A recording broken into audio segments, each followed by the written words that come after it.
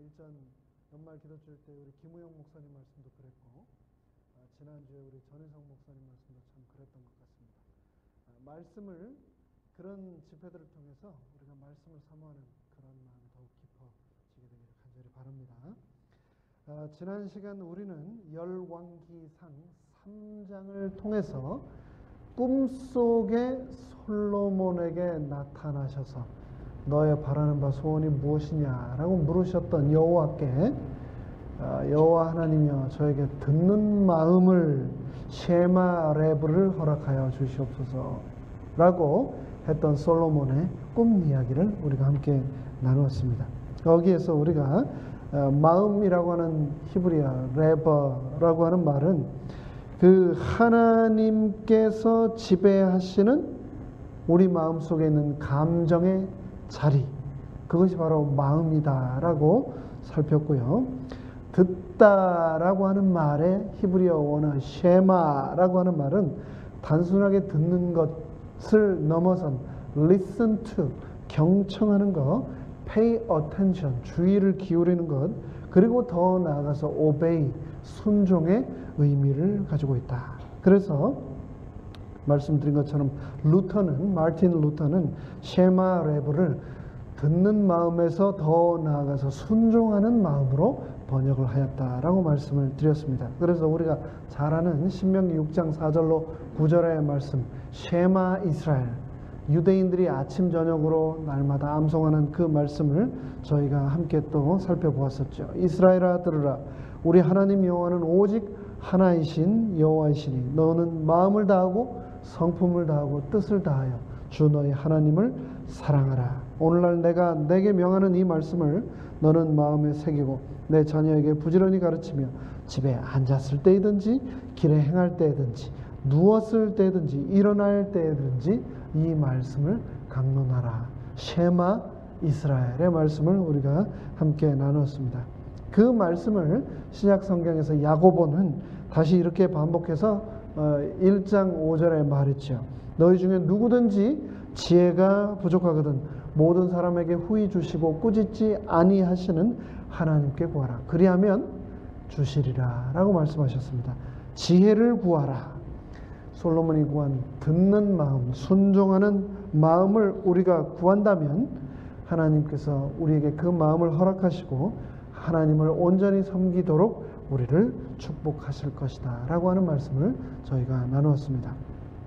이제 오늘은 열왕기상 3장 1절로 15절에 이어선 3장 16절로 28절까지의 말씀을 함께 살펴보도록 하겠습니다. 얼마 전 실제로 일어났던 일입니다. 어느 날 아침에 한 초등학생 아이가 부지런히 학교를 가고 있었는데 근데 갑자기 뒤에서 누가 그 아이를 꽉 잡았습니다. 이 아이가 순간적으로 어떤 생각을 했을까요? 이게 말로만 듣던 아동 유괴구나 그런 생각을 하면서 겁이 났겠죠. 그런데 이 사람이 이 아이를 잡고는 머리카락 몇 개만 뽑고는 얼른 도망치는 거예요. 그 아이는 도로 놔주고 실제로 일어났던 일입니다. 그래가지고 이 아이가 집에 돌아와가지고 엄마한테 말을 했습니다. 엄마, 나 오늘 큰일 날 뻔했어. 아침에 학교 가는데 어쩐 아저씨가 덕 뒤에서 나를 꽉 잡더니 머리카락만 몇 개 뽑아가지고 그냥 도망쳐 버리대. 아유, 큰일 날 뻔했어. 근데 그 얘기를 듣고 엄마가 난리가 났습니다. 왜 그런가? 이 사연인 즉 이 아이가 어떤 유명한 인사가 숨겨놓은 자식이었던가 봅니다. 엄마, 야 어떻게 하면 좋냐, 큰일 났다. 근데 큰일 났어도 그 사연을 엄마가 그 아이에게 설명할 길이 없는 거죠. 이 아이의 머리카락을 몰래 뽑아간 그 사람은 진짜 그 아이가 말한 그 유명 인사에 숨겨놓은 자식인지 아닌지를 머리카락을 가지고 뭘 하려고요? 확인하려고 그렇게 뽑아갔던 것 같습니다. 엄청난 재산이 달린 문제이기 때문에 굉장히 심각한 문제였겠죠. 이 아이가 과연 친자로 판명이 났는지 아는지 그 후는 제가 소식을 못 들었습니다. 하지만 요즘은 이렇게 머리카락 몇 개만 있어도 부모가 누구인지, 친자식인지 아닌지를 알 수가 있는 세상입니다. 그런데 그런 기술이 없어서 한바탕 일어났던 엄청난 소동 이야기, 교회 안 다니고 성경 안 읽어도 다 한 번씩은 들어서 알고 있는 그 유명한 이야기를 우리가 오늘 함께 살펴보기 위해 3000년 전으로 시간 여행을 떠나 열왕기상 3장 16절로 28절 속으로 들어가 보겠습니다. 조금은 긴 본문이지만 여러분께서 눈으로 읽어주시고 제가 소리를 내서 성경 본문을 읽도록 하겠습니다. 열왕기상 3장 16절로 28절의 말씀입니다.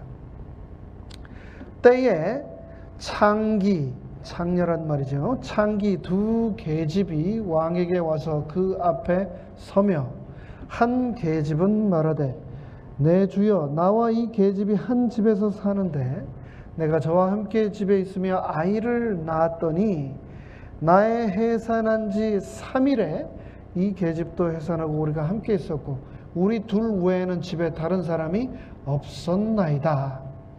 그런데 밤에 저 계집이 그 아들 위에 누움으로 그 아들이 죽으니, 엄마가 자다가 그냥 아이 위에 누워가지고 아이가 깔려서 죽은 거죠. 20절, 저가 밤중에 일어나서 계집종 나의 잠든 사이에 내 아들을 내 곁에서 가져다가 자기의 품에 누이고 자기의 죽은 아들을 내 품에 누였나이다. 미명에 내가 내 아들을 먹이려고 일어나 본즉 죽었기로 내가 아침에 자세히 보니 내가 낳은 아들이 아니더이다 하매 다른 계집은 이르되, 또 다른 이제 엄마의 이제 증언이 시작됩니다. 22절, 아니라 산 것은 내 아들이요 죽은 것은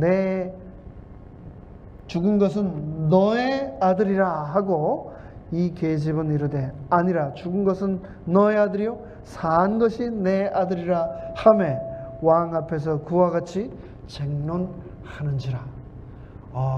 감히 왕 앞에서 이 두 엄마들이 이 자식 때문에 이성을 잃고 목숨을 걸고 쟁론을 하고 있는 장면입니다. 23절, 왕이 가로되 이는 말하기를 산 것은 내 아들이요 죽은 것은 내 아들이라 하고 저는 말하기를 아니라 죽은 것은 내 아들이요 산 것이 내 아들이라 하는도다 하고. 24절, 또 가로되 칼을 내게로 가져오라 하니 칼을 왕의 앞으로 가져온지라. 25절, 왕이 이르되 산 아들을 둘로 나누어 반은 이에게 주고 반은 저에게 주라. 26절, 그 산 아들의 어미 되는 계집이 그 아들을 위하여 마음이 불붙는 것 같아서 왕께 아뢰어 가로되 청컨대 내 주여 산 아들을 저에게 주시고 아무쪼록 죽이지 마옵소서 하되, 한 계집은 말하기를 내 것도 되게 말고 내 것도 되게 말고 나누게 하라 하는지라. 이 계속 읽으면서 참 힘드네요. 나 아이 내하고 너희 내를 제가 발음을 잘 구별을 못하겠어요. 이게 내 것 이게 계속 반복이 되네요. 예.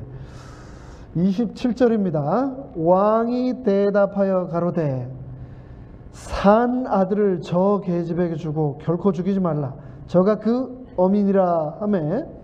28절, 온 이스라엘이 왕의 심리하여 판결함을 듣고 왕을 두려워하였으니 이는 하나님의 지혜가 저의 속에 있어 판결함을 봄이더라.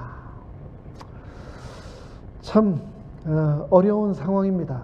그런데 놀랍게 이 장면이 결론 지어지고 있습니다. 앞에 말씀드린 것처럼 요즘은 정말 기술이 좋아졌습니다. 여러분 집에서 TV 보시면은 광고가 나오죠. 근데 광고 중에 제일 많은 광고가 약 광고인 것 같아요. 이 약 광고, 그 다음에 먹는 것 광고, 그 다음에 꽤 많이 나오는 게 차 선전입니다. 차 사라고. 근데 꽤 많이 나오는 광고 중에 하나가 뭐냐면은 내 DNA 검사를 해서 내 조상이 누구인지, 내가 어느 계통, 아시안인지 유러피안인지 아프리칸계인지, 내 유전자가 얼마나 섞여 있는지, 내 ancestor, 조상들의 트리가 어떻게 되는지를 한번 검사해 보라고 하는 그러한 상품이 개발되어서 상당히 많이 TV에서 광고를 합니다. 그거를 해보면 우리가 잘 모르는 아주 놀라운 결과들이 나올지도 모르겠습니다. 백이민족, 단일민족 하면서 내가 한국 사람인 줄 알았는데 상당한 일본인의 피가 섞여 있을 수도 있고, 또 중국계 또 피가 또 섞여 있을 수도 있습니다. 실제로 그런 결과들이 많이 나온다고 하니까. 그런데 요즘 같은 세상이면 그거를 다 알 수 있죠. 아주 간단한 검사를 통해서 머리카락이나 체액만 가지고도 DNA를 검사해서 친자 구분이 가능하죠. 그런데 그런 기술이 솔로몬 시대에 있었다면 열왕기상 3장에 솔로몬의 이런 명재판도 필요 없었을 겁니다. 사실 열왕기상 3장에서 솔로몬의 꿈에 하나님께서 나타나셔가지고 그에게 듣는 마음, 지혜를 선물로 허락하셨다. 그리고 솔로몬이 정말 지혜로운 왕이었다라고 성경은 기록을 하고 있는데, 그가 얼마나 지혜로운 왕이었는지에 대해서는 사실 그렇게 많이 묘사하고 있는 본문이 없습니다. 오늘 바로 이 본문의 말씀이 가장 드라마틱하면서 가장 우리에게 강한 인상을 심어주는 지혜의 왕 솔로몬을 각인시켜주는 그런 스토리인데요. DNA 검사 같은 그런 기술이 그때에 없었기 때문에 기껏해야 그 당시에 아이가 태어나면 그 아이가 누구를 좀 더 닮은 것 같다로 그 아이가 아빠를 닮았다, 엄마를 닮았다, 그 집 자녀인가 보다, 그렇게 판단을 했겠죠. 제가 보기에는 저희 집 아이 셋 다 너무 틀리게 생겼고 저하고 별로 안 닮은 것 같은데, 간혹 어떤 분들은 저 세 아이들을 아무리 사람 많은데 풀어놔도 제 자식인지 제 아이들인지 한 번에 알겠다라고 하는 분들이 계시더라고요. 그런데 교회에 보면은요, 어떤 애들은 딱 보면 이야, 쟤는 진짜 아빠하고 똑같이 생겼네, 쟤는 엄마하고 똑같이 생겼네 하는 애들이 보입니까? 보이죠. 그런데요, 애들 중에 어떤 애들은 아빠도 안 닮고 엄마도 안 닮은 애들이 간혹 있습니다. 그런 경우에 뭐라고 하면 될까요? 아이고, 할아버지하고 똑같이 생겼네. 그 다음에 그것도 아니면 할머니하고 똑같이 여러분들은 다 아시니까. 근데 그것도 아닌 경우에는 이제 마지막 방법, 야, 네 삼촌하고 똑같이 생겼다, 아니면 네 이모하고 똑같이 생겼다, 이렇게 우리가 얘기를 할 수가 있겠습니다. 그래서 한 번은 제가 한국에서 목회를 할 때요, 방문을 갔습니다. 근데 방문을 갔는데 재혼하신 가정에 방문을 갔습니다. 사실 방문을 혼자 목사가 가지 않고 교회에 오래 생활을 하신 여러 어른들과 함께 방문을 가는 이유가 이런 데 있습니다. 아니, 재혼을 하셨다고 미리 좀 얘기를 해줬어야 될 거 아닙니까? 근데 그 집에 방문을 갔어요. 아무 얘기를 또 안 해주셔요. 근데 방문을 갔는데 어린아이가 있어요. 근데 이 어린아이가 생긋생긋한데 너무 이쁘게 생겼어요. 근데 그 옆에 있는 엄마도 너무 생긋생긋 웃으면서 이쁘게 생겼어요. 똑같이 생겼어요, 제 눈에. 그래가지고 제가 아유, 애가 엄마 닮아서 너무 예쁘게 생겼네요 했는데 갑자기 분위기가 싸늘해지는 거예요. 그리고 엄마가 대꾸도 안 하더라고요. 나중에 알고 보니까 그 엄마가 그 아이를 낳은 엄마가 아니고 그 새엄마예요, 새엄마. 그래가지고 제가 얼마나 당황을 했는지 모릅니다. 그래가지고요, 제가 그 이후로는요, 절대 애들 보고 쉽게 누구 닮았다 소리 잘 안 합니다. 요즘 같은 세상도 의학과 과학의 기술을 동원하지 않으면 판단을 내리기가 쉽지 않은데, 솔로몬도 쉬웠을까요? 쉽지 않았을까요? 쉽지 않았습니다. 모든 상황이 너무 어려워요. 친자 확인 유전자 검사도 못하고, 그렇다고 누구를 닮았는지도 분명치 않아요. 그리고 이 갓난 아이가 이제 얼마나 됐겠습니까? 3일 차이로 두 아이를 낳아서 엄마가 옆에 누이고 젖을 먹이고 하다가 깔아 죽였으니까 정말 조그만 피덩이죠. 그런 아이가 제 어머니는 누구입니다 라고 말을 할 수도 없는 그런 상황인데, 게다가 이 두 엄마의 직업이 창기예요. 그러니까 아빠가 누군지 알 길이 없어요. 18절, 우리 둘 외에는 집에 다른 사람이 없었나이다. 게다가 누구까지 없어요? 증인도 없어요. 두 엄마밖에 없어요. 증인도 없어요. 그러니까 모든 상황이 지극히 복잡하고 난해했습니다. 그 누구도 이런 상황에서 명쾌한 판단을 내리기가 정말 어려웠을 겁니다. 오죽하면 이 사건이, 케이스가 왕까지 올라왔겠습니까? 그렇죠? 여러분이 만약 솔로몬이라면 어떤 판단을 어떻게 내리셨겠습니까? 저는 제가 그런 상황에 없었다는 것이 그저 하나님께 너무 감사할 따름입니다.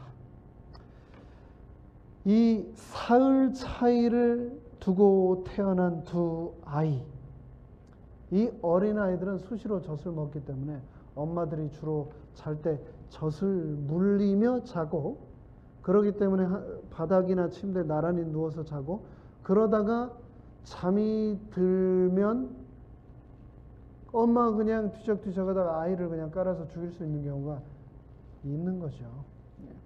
저도 이제 매번 아이를 낳을 때마다 병원에서 항상 확인하는 게, 아이를 엄마가 침대에서 같이 데리고 자느냐, 아이 침대에 따로 구별해서 누이느냐, 그거를 항상 확인을 하더라고요. 그러니까 요즘 같은 세상에도, 미국에서도 엄마가 아이 젖 먹이고 자다가 아이를 깔아서 죽이는 경우가 있다는 겁니다. 그렇죠?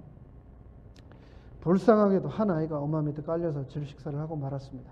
그런데 그렇게 아이를 죽인 엄마가 밤새 아이를 바꿔치기 했습니다. 참 난감한 상황입니다.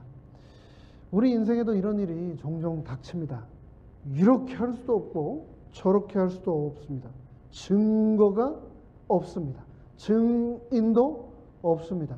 참 고민됩니다. 참 힘듭니다. 그런데 선택을, 결정을 해야만 하는 순간이 있습니다. 그런데 그 한 번의 결정으로 인해서 많은 사람에게 유익을 줄 수도 있지만 또 엄청나게 큰, 씻을 수 없는, 번복할 수 없는 피해를 입힐 수도 있습니다. 우리 인생의 단 한 번의 결정으로 가정이 흥하기도 하고 망하기도 하고, 그런 결정 앞에서 우리의 마음은 늘 무거울 수밖에 없죠. 참 어려운 선택입니다. 이런 중요하고 또 어려운 선택 앞에서 여러분은 어떻게 하십니까? 이런 상황에서 바로 솔로몬이 그 유명한 판결을 25절에 내립니다. 그렇다면 칼로 이 아이를 둘로 나누어 두 여자에게 반반씩 나누어 주어라. 상상만 해도 정말 아주 그냥 무서운 장면입니다. 왕이 명령을 내렸으니 칼을 가져왔죠. 그냥 칼이었겠습니까? 굉장한 칼이었겠죠. 대기만 해도, 우리가 종이에도 손이 비는데 살을 베도록 갈아 놓은 칼이니 얼마나 그 날이 섬뜩했겠습니까? 그 칼을 앞에 가지고 와서 그 아이를 둘로 쪼개라고 왕이 명령을 내리고 있는 겁니다. 모인 모든 사람들이 경악을 금치 못했을 겁니다. 아, 이 뭐야, 솔로몬 왕이 그렇게 지혜롭다고 해서 아이를 데리고 왔는데 와, 어떻게 저렇게 말도 안 되는 판결을 하냐? 수근수근했을지도 모릅니다. 마음속으로 손가락질을 했을지도 모릅니다. 하지만 우리가 잘 아는 대로 이 결론을 통해서 이 판결이 얼마나 놀라운 판결인지를 우리는 알고 있습니다. 솔로몬은 아이를 둘로 쪼개어 두 여자에게 나누어 주라라고 한 말은 보이지 않는 사람의 심리를 꿰뚫어 보고 그것을 증거로 삼아 한 판결이기 때문에 그 판결이 정말 지혜로웠다라는 것을 우리가 기억하게 된 거죠. 26절에 보면 이런 말이 등장을 합니다. 그 산 아들의 어미가 되는 여자가 그 아들을 위하여 마음이 불붙는 것 같아서 왕께 아뢰어 청하건대.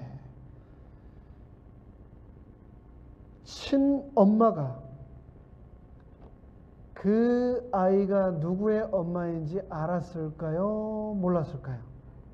아무리 아이가 어리더라도, 아무리 아이가 핏덩이 같을지라도 엄마는 그 아이가 내 아이인지 아닌지를 알죠.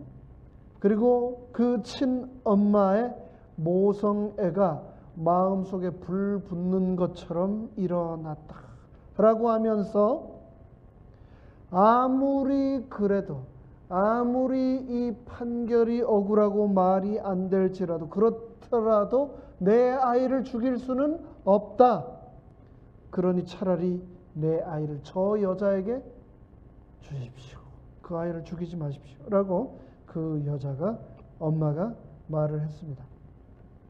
여기에서 우리는 두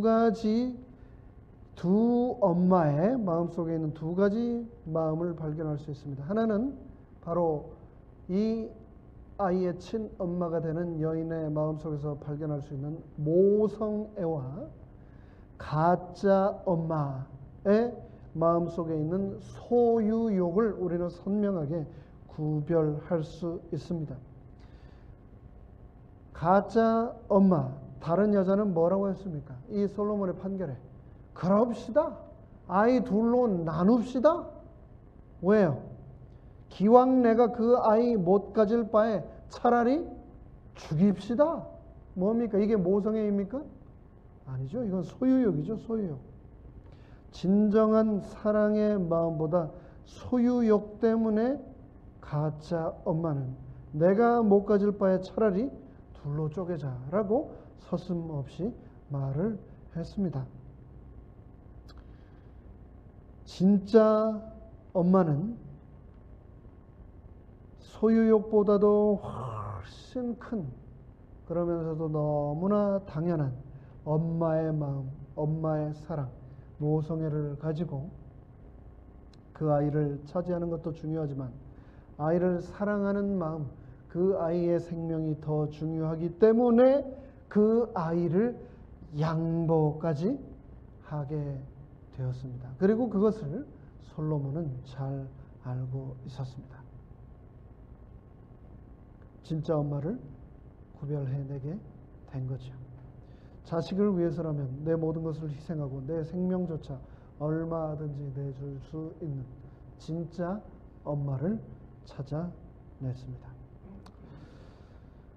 이 열왕기상 3장 16절로 28절의 말씀을 통해서 우리도 솔로몬처럼 모성애와 소유욕을 구별해내는 이런 지혜를 우리가 꼭 받게 되기를 간절히 바랍니다. 하나님이 주시는 지혜, 듣는 마음, 들음으로 지혜로워지는 하나님께서 선물로 주시는 그 마음을 우리가 꼭 받게 되기를 간절히 바랍니다. 하나님과 온전한 관계를 맺음으로 지혜를 선물로 받았던 솔로몬처럼 우리 인생의 가장 중요한 순간순간마다, 인생의 가장 어려운 선택의 순간마다 솔로몬처럼 우리가 바른 결정을 하게 되기를 바랍니다. 시편 1편은 그런 바른 결정을 위해 하나님의 율법을 주야로 묵상하며 그 율법을 통하여 우리는 그분의 음성을 들을 수 있어야 한다라고 말하고 있습니다. 쉐마 레브를 다시 한번 말하고 있는 거죠. 시편 1편 1절 3절은 이렇게 말하고 있습니다.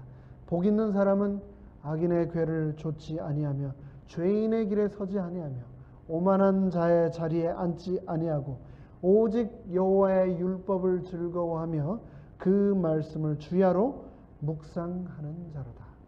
그 율법을, 여호와의 말씀을 듣기를 너무나 기뻐하고 그 말씀을 주야로 묵상한다. 듣는 마음을 가진 자로다 라고 하면서 저는 시냇가에 심은 나무가 시절을 쫓아 과실을 맺음과 같이 그 잎사귀가 마르지 아니함이니 그 행사가 다 형통하리로다 라고 말씀했습니다. 형통, 축복, 들음으로 우리가 지혜를 얻게 되고 축복을 얻게 된다라고, 하늘의 지혜를 얻음으로 우리는 복을 받게 된다라고 시편은 말하고 있는 겁니다. 또 그러면서 동시에 이 성경 본문에서 말하는 지혜라고 하는 의미의 또 다른 정의는 바로 선한 영향력이다라고 우리는 본문을 통해서 알 수 있습니다. 솔로몬의 재판처럼 내 주변의 일들, 대외적인 일들, 다른 사람이 관련된 일까지 해결해 주는 그 지혜가 넓게 퍼져나가는 선한 영향력이라고 동시에 말을 하고 있는데, 28절에서는 말하기를 이 판결을 듣고 28절 온 이스라엘이 왕이 심리하여 판결함을 듣고 왕을 두려워하였으니 이는 하나님의 지혜가 그 속에 있어 판결함을 봄이더라. 솔로몬 왕에게 하나님의 지혜가 그 속에 있구나, 그 판결을 보고 온 이스라엘이 큰 감동을 받았다, 선한 영향력을 입게 되었다라고 말하고 기록하고 있습니다. 오늘의 본문을 통해서 우리는 다시 한번 기억하게 됩니다. 세상에는 두 종류의 사람이 있다는 걸 말입니다. 한 종류의 사람은 늘 잘 풀리게 하는 사람입니다. 이 일을 쉽게 잘 풀어가는 사람입니다. 그런데 또 다른 한 종류의 사람은 늘 이 일을 꼬이게 만드는 사람이 있습니다. 자꾸 어렵게 복잡하게 만드는 사람이 있습니다. 참 이상합니다. 어떤 사람을 보내놓으면 똑같은 상황인데 너무 쉽게 해결되는가 하면, 똑같은 상황인데 어떤 사람이 가면은 일이 점점 더 꼬이고 더 복잡해지고 어렵게 되는 일을 우리가 자주 보지 않습니까?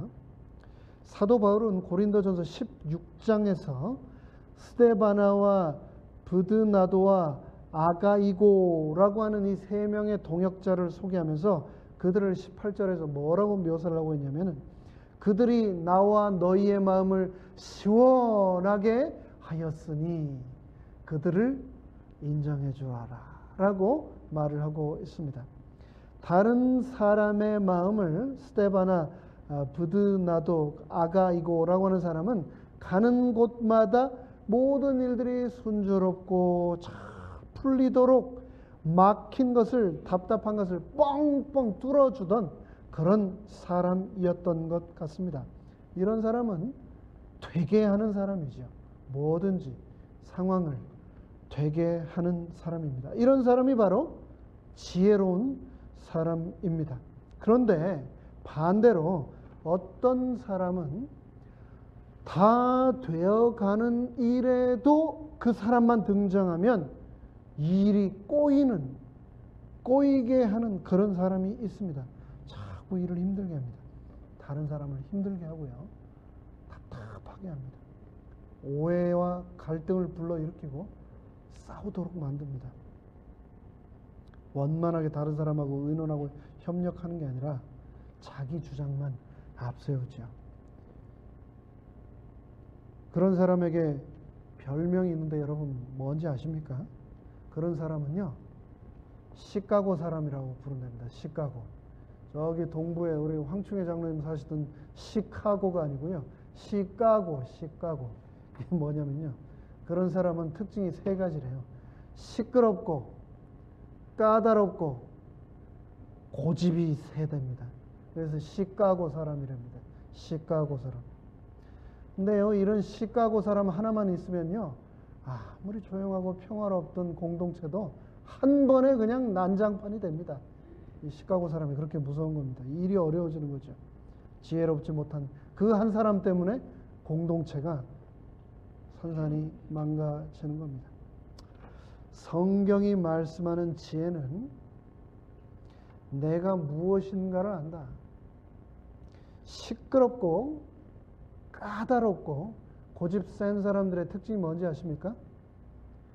내가 다 아는데 다 안다고 얘기를 한다고 항상. 그러니까 가만히 있지를 못하고 시끄럽고, 말을 그 누구 말도 안 들으니까 까다롭고, 자기가 다 안다고 생각하기에 끝까지 고집을 피우는 겁니다. 그런데 성경이 말하는 지혜는 이런 시까고 사람이 아닙니다. 성경이 말하는 지혜는 내가 무엇인가를 안다 라고 생각하는 것이 아니라 나는 하나님이 없이는 아무것도 할 수 없는 존재이다 라는 것을 깨닫는 것, 그것이 지혜로운 사람이다 라고 성경은 말을 하고 있습니다. 여러분, 동물들 중에서 시력이 정말 약한 동물이 있습니다. 뭔지 아시죠? 양이 시력이 약해요. 양이. 그래서 양은 자기 주인을 어떻게 쫓아가는가? 목소리를 들고 쫓아가는 겁니다. 목소리를 들고. 그런 거 보셨죠? 여러 주인 양들을 다 모아놓고 이쪽 주인, 저쪽 주인, 또 저쪽 주인이 각자 부르면은 이 양들이 목소리를 듣고 주인한테 쫙 찾아가는 겁니다. 우리도 아는 것 같아도 아무것도 모르는, 하나님 없이는 아무것도 할 수 없는 그런 양 같은 존재인데, 그렇기 때문에 우리에게는 하나님의 음성을 듣는 마음, 듣는 귀가 필요합니다. 솔로몬이 고백한 것처럼 나는 아이와 같이 아무것도 알지 못합니다 라고 고백을 할 때 하나님께서 그에게 지혜를 주시는 것처럼 말입니다. 그래서 우리 찬미가 506장에 보면 이 솔로몬의 마음을 담은 아름다운 찬미가 있습니다. 제가 마음 같아서는 이 찬미를 감동적으로 불러드리고 싶지만 불러드림과 동시에 그 감동이 반감할 것을 알기 때문에 제가 가사만 읽어드리겠습니다. 나는 갈 길을 모르니 주여 인도하소서. 어디 가야 좋을지 나를 인도하소서. 어디 가야 좋을지 나를 인도하소서. 2절 아무것도 모르니 나를 교훈하소서. 무엇해야 좋을지 나를 교훈하소서. 무엇해야 좋을지 나를 교훈하소서. 3절입니다. 아이같이 어리니 나를 도와주소서. 힘도 없고 약하니 나를 도와주소서. 힘도 없고 약하니 나를 도와주소서. 이 506장의 찬미가 바로 성경이 말하는 지혜로운 사람이 하나님께 드리는 찬양입니다. 이 찬양이 우리의 입술에 늘 함께하기를 간절히 바랍니다. 오늘 본문을 통해서 저의 눈과 귀를 가장 강하게 끌어당기는 구절이 하나 있습니다. 그것은 조금 전에 말씀을 드렸던 26절의 말씀입니다. 왕이 산 아이를 둘로 쪼개어 나누어 주라라고 하자 산 아이들의 어미가 되는 여자가 그 아들을 향하여 마음이 불붙는 것 같아서 왕께 무릎 꿇고 청하였다. 마음이 불붙는 것 같았다. 이 불붙는 마음이라고 하는 구절입니다. 재판 때문에 이 아이가 생사의 기로에 있었습니다. 피 한 방울 섞이지 않은 여인에게 뺏겨갈, 더 나아가 그 아이가 반토막이 될 그 위기에 서 있었습니다. 그런데 엄마의 불붙는 마음만이 그 생명을 구할 수 있다라는 것을 엄마는 알았고 그 자리에서 자신의 생명 같은 아이를 포기함으로 그 아이를 살리고자 결단을 내리며 왕에게 호소를 했습니다.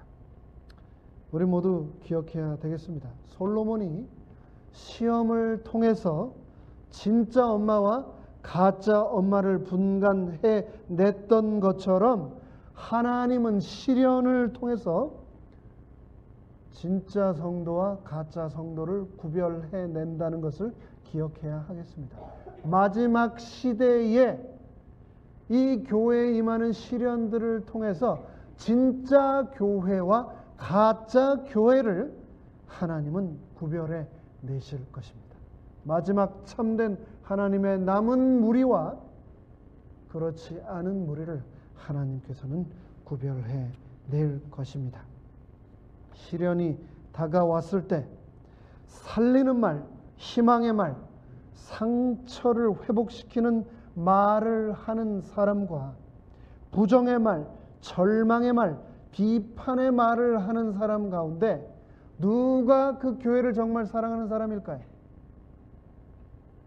살리는 말, 희망의 말, 하나로 연합시키는 말, 상처를 회복시키는 말을 하는 사람이 하나님이 정말 원하시는 성도 아니겠습니까?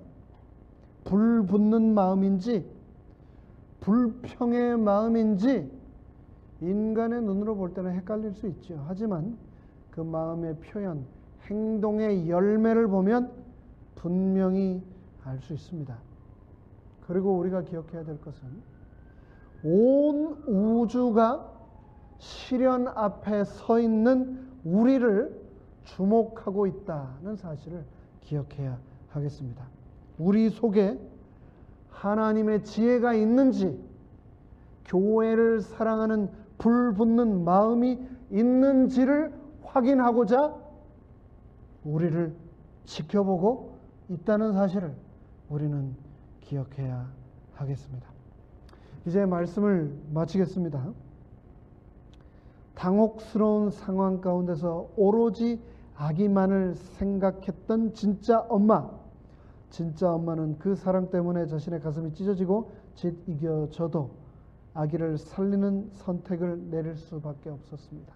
그 엄마처럼 예수님께서도 자신의 살이 찢어지고 온 몸이 부서지게 고통당할지라도 죄인들인 우리를 살릴 수 있는 유일한 선택, 십자가의 죽음을 선택하시며 진짜 사랑이 무엇인지 우리에게 보여주셨습니다. 진짜 사랑, 그 진짜 사랑을 맛본 진짜 성도들이 되기를 간절히 바랍니다.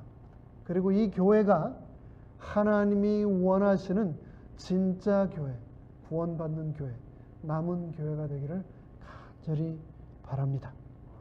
세상을 사단이 지배하고 자신의 체면과 욕심과 자신의 죄를 뒤덮기 위해서 교회가 갈기갈기 찢어지는 것에 아무 관심 갖지 않고 자신의 안위를 구하는 것처럼 하나님의 이름이 모욕을 당하고 하나님의 뜻이 짓밟히고 사랑과 공의 대신 욕심과 불의가 세상을 지배할지라도 내 마음속에 불 붙는 것 같은 이 여인의 사랑에 그 고통이 임할지라도 그 불붙는 마음을 통하여 하나님께서는 우리 모두를 구원하실 것을 확신합니다.